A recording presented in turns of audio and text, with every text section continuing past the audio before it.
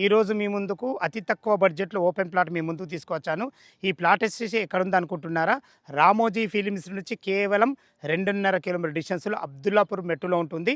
ఏదైతే మీరు పెద్ద రోడ్ చూస్తున్నారో, ఈ పెద్ద రోడ్ వచ్చేసి మనకు Vijayawada highway brilliant college Khammam నుంచి కేవలం 600 మీటర్ డిస్టెన్స్‌లో ఇక్కడికి చేరుకోవచ్చు.